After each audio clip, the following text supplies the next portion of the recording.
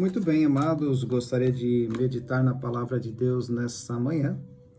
E ontem meditamos em Gálatas 1 e hoje gostaríamos de compartilhar com vocês uma breve meditação em Gálatas 2, que diz assim: Depois de 14 anos, subi outra vez a Jerusalém com Barnabé, levando Tito também comigo. Subi por causa de uma revelação e expus a eles o evangelho que prego entre os gentios, mas em particular aos que pareciam se destacar, para que de algum modo não corresse ou não tivesse corrido inutilmente. Mas nem mesmo Tito, que estava comigo, foi forçado a se circuncidar, embora fosse grego. E isso por causa dos falsos irmãos que haviam se intrometido e secretamente vieram espiar a liberdade que temos em Cristo Jesus, para nos escravizar. Mas nem por um momento cedemos ou submetemos a eles, para que a verdade do Evangelho permanecesse convosco. E aqueles que pareciam ser importantes, ainda que eu tenham sido no passado, isso não me importa, pois Deus não considera a aparência humana. Esses que pareciam ser importantes nada me acrescentaram. Pelo contrário, viram que o evangelho da incircuncisão me havia sido confiado, assim como a Pedro o evangelho da circuncisão. Pois aquele que agiu por meio de Pedro para o apostolado da circuncisão, também agiu por meu intermédio para o apostolado aos gentios. E quando reconheceram a graça que me havia sido dado, Tiago, Pedro e João, considerados colunas, estenderam a mão direita da comunhão a mim e a Barnabé, para que fôssemos aos gentios e a eles, aos que não eram circuncidados. E nos recomendaram somente que não deixasse de nos lembrar dos pobres, o que também procurei fazer com cuidado. Quando, porém, Pedro chegou a Antioquia, eu o enfrentei abertamente, pois merecia ser repreendido. Porque antes de chegarem alguns da parte de Tiago, ele estava comendo com os gentios, mas quando eles chegaram, Pedro foi se retirar e se separando deles por temer que eram da circuncisão. Mas quando ouvi que não agiam corretamente, conforme a verdade do evangelho, disse a Pedro na frente de todos: Se tu, sendo judeu, vives como os gentios, e não como os judeus, por que obrigas os gentios a viver como judeus? Nós, judeus por natureza, e não pecadores dentre os gentios. Sabemos, contudo, que o homem não é justificado pelas obras da lei, mas pela fé em Jesus Cristo. Nós também temos crido em Cristo Jesus para sermos justificados pela fé em Cristo e não pelas obras da lei. Pois ninguém será justificado pelas obras da lei. Mas se procurando ser justificados em Cristo, nós mesmos também fomos encontrados pecadores. Seria por acaso Cristo o ministro do pecado? De modo algum. Ora, se reconstruo aquilo que destruí, demonstro que sou transgressor, pois pela lei eu morri para a lei, a fim de que viver em Cristo para Deus. Já estou crucificado em Cristo. Portanto, não sou mais eu quem vive, mas é Cristo quem vive em mim.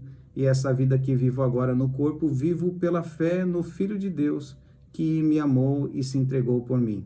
Assim não cancelo a graça de Deus, pois se a justiça vem por meio da lei, então Cristo morreu inutilmente. Amados, Paulo havia passado nessa cidade, havia aberto algumas igrejas, alguns lugares que os cristãos estavam no caminho, que naquela época era conhecido como a turma do caminho. A turma que seguia Jesus. Só que Paulo se afastou por um período. E o que aconteceu é que pessoas se infiltraram aqui nessas igrejas e começaram a dizer: olha, nós temos que também viver pela questão de tudo que haviam nos falado através da lei. E começou a se misturar o que Paulo havia pregado e o que os judeus não convertidos começaram a pregar. Olha, vocês até podem seguir a Jesus, mas vocês também têm que ser circuncidados. Vocês têm que fazer o que a lei manda seguir. A grande questão é que quando nós vemos essas situações do que a lei impõe através na vida das pessoas é que quando a lei ela é muito forte é porque o relacionamento é fraco. Então, quando nós entendemos que nós temos que melhorar o nosso relacionamento, para quê? Para que eu não precise ficar seguindo regras. As regras, elas são justas, elas foram criadas com um objetivo, só que esse objetivo, quando a gente vê para a igreja de Jesus, elas caem por terra. Como assim, André? Eu não preciso mais seguir a lei? Não que você não venha seguir algumas situações, né? Eu não preciso dizer para o Alexander, para os que estão nos ouvindo agora, olha, não traia a sua esposa, não mate, não roube. Eu não preciso dizer isso, porque é algo da natureza de quem já se converteu.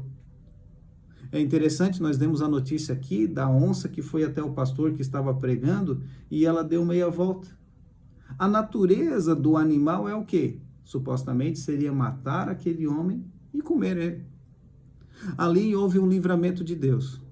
Deixa eu te dizer, todas as vezes que nós estivermos na presença do Espírito de Deus, ele vai nos dar livramento de nós não roubarmos, de não matarmos. Sabemos que no meio da igreja pode ter até pessoas aqui perigosas dentro da igreja, mas que estão se convertendo. Se converteram, entregaram seu caminho ao Senhor e estão tendo uma mudança de vida. Mas pode ser que tenha alguns muros baixos, ainda que elas estão lutando, brigando, como eu e você. Talvez nós nunca traficamos, nós nunca matamos, nós nunca roubamos, nunca sequestramos alguém, mas nós temos os nossos pecadinhos, aqueles que talvez ninguém vê. Mas se eu vejo um traficante, uma pessoa que já foi presa, ou até mesmo uma pessoa com uma tornozeleira eletrônica, eu consigo ver que ela transgrediu alguma situação. Talvez diferente de nós, que nós transgredimos algumas situações quando entristecemos o Espírito Santo, perdemos o relacionamento com Deus. Ninguém está vendo, mas o Espírito de Deus se entristece. Então, a grande questão aqui é entender o que é lei e o que é graça. Jesus morreu por mim e por você para nos dar livre acesso, porque eu e você não teríamos condições nenhuma de pagar por esse resgate. Jesus, ele pagou um resgate por mim e por você que nenhum homem, nem que seja o homem mais rico do universo, conseguisse, não teria como pagar.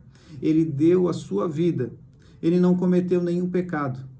Ele veio a essa terra, viveu por 33 anos como homem e como um Deus. Morreu, ressuscitou e nos deu livre acesso ao Pai. Então, a grande questão aqui é que muitas vezes, por falta do conhecimento na palavra de Deus, nós começamos a misturar o que é realmente a palavra de Deus e o que é costumes, tradições que em algum certo momento talvez até foram importantes para a época da igreja. Só que talvez hoje não é tão importante como antigamente. Não é que não é importante, mas a grande questão é o que vai me levar a essas situações? Ou o grande problema muitas vezes é a hipocrisia. Se eu estou com os irmãos da igreja, eu dou glória a Deus, aleluia, dou a paz do Senhor. Só que quando eu não estou com os irmãos da igreja, o que eu estou fazendo? Eu não posso ser um na frente dos judeus e outro na frente de cristão. Eu não posso ser um na frente do pastor e outro fora dos olhos do pastor. Porque os olhos de Deus estão por todo lugar. Então nós temos que ter um entendimento que aqui nós não estamos servindo homens, não estamos servindo um pastor ou uma questão de uma igreja, mas nós estamos servindo Deus Altíssimo, que dele não escapa nada. Então até Paulo e Pedro aqui tiveram uma complicação, porque Pedro estava comendo lá com os não-judeus, mas quando chegou o pessoal judeu mais tradicional, ele se afastou como tipo assim, não tem nada a ver com esses pecadores, porque não eram circuncidados. E tinha essa questão, essa briga, circuncida ou não? Tem que fazer isso ou não tem? Então, o problema muitas vezes é que a gente começa a perder o foco do que realmente é importante. O que é periférico? O que é central? O que é central é Cristo. O que é periférico? A vestimenta, tu tem que estar de terno e gravata. Não pode usar brinco, não pode usar uma pintura, não pode cortar o cabelo, não pode raspar o sovaco, não pode fazer depilação, não pode fazer o bigode. Daí daqui a pouco tu tá com uma mulher que mais parece uma mulher da caverna, daí daqui a pouco tu não perde a atração por uma situação que não leva a lugar nenhum. Não é porque raspa o sovaco ou não raspa que vai para o céu ou não vai para o céu. Eu pensou, a mulher chegando lá no céu e não, levanta aí os braços para ver se tu tá com o cabelo no sovaco ou não tá. Gente, parece brincadeira, a gente ri, mas infelizmente tem igrejas que ainda tem essa questão da tradição, que não leva a lugar nenhum. Então, a grande questão é nós termos o entendimento da palavra de Deus. O que é a palavra de Deus e o que não é a palavra de Deus. Então, amados, nessa manhã, o capítulo 2 de Gálatas nos fala sobre essa questão. Tem gente infiltrada na igreja. Tem gente infiltrada nos vídeos do YouTube. Tem gente infiltrada no Instagram, dizendo que você tem que fazer isso ou aquilo. Mas a grande questão, a quem você tem servido? Você tem servido aos homens ou às informações que vêm de fora? Você tem servido talvez o seu pastor ou realmente o que a palavra de Deus diz? Tá, André, tu está dizendo para não servir o pastor? Não, só estou dizendo aqui que dependendo do pastor ou pregador, ou até mesmo eu, posso estar aqui trazendo coisas que não são dignas ou fiéis à palavra de Deus. Como que você vai saber? Meditando na palavra de Deus. Foi o que nós estudamos ontem. Medite na palavra de Deus, para que você não venha a ser enganado por mim ou por qualquer outra pessoa. Então, quando nós temos esse entendimento, que nós temos que pedir direção de Deus, nós temos que pedir o discernimento de Espírito ao Espírito Santo, esse dom de discernimento, para quê? Para que nós não venhamos ser enganados. Amados, que nós sejamos como Paulo, que diz assim, portanto, não sou eu mais quem vive, mas é Cristo que vive em mim. E essa vida que vivo agora no corpo, vivo pela fé no Filho de Deus que me amou e se entregou por mim. Assim, não cancelo a graça de Deus. Não cancele a graça de Deus colocando fardo pesado sobre a sua vida. Que eu e você venhamos ter um entendimento, sabedoria, discernimento de espírito, entendimento da palavra de Deus mediante a leitura da palavra de Deus. Que nós sejamos como, que nós venhamos pegar a dica que Deus deu a do Josué. Josué, seja forte e corajoso. Não se desvie nem para a direita, nem para a esquerda. Medite no livro da lei, de dia e de noite. E tudo que você fizer, eu estou contigo. Não tem como fazer as coisas que Deus está te falando para fazer sem Ele estar contigo. E não vá em nenhum lugar se Deus não estiver contigo. Pai, queremos te agradecer por esse dia, pela tua graça, tua misericórdia sobre as nossas vidas, porque o Senhor tem sido bom o tempo todo e o tempo todo o Senhor é bom. Queremos te agradecer pela tua misericórdia, porque hoje temos informações, temos homens e mulheres de Deus pregando a verdadeira palavra. Te agradecemos pela vida do pastor Telmo, pela vida de todas as pessoas que têm ministrado aqui na Aba Pai, que tem sido uma casa saudável, que tem pregado a palavra de Deus, tirando o fardo das tradições que não levam nem para o inferno nem para o céu, mas tiram a alegria, tiram a abundância das pessoas viverem aqui nessa terra. E muitas vezes acabam colocando um fardo pesado na vida das pessoas e que elas não atraem ninguém para Cristo. Ninguém quer seguir uma pessoa que é derrotada, uma pessoa falida no casamento, uma pessoa falida no espiritual, no financeiro, ninguém vai te seguir. Ah, André, mas Deus me chamou para não ter nada nessa terra. Amém, é um chamado teu. A grande questão é que muitas vezes, como é que a gente vai seguir alguém que está toda a vida reclamando da vida?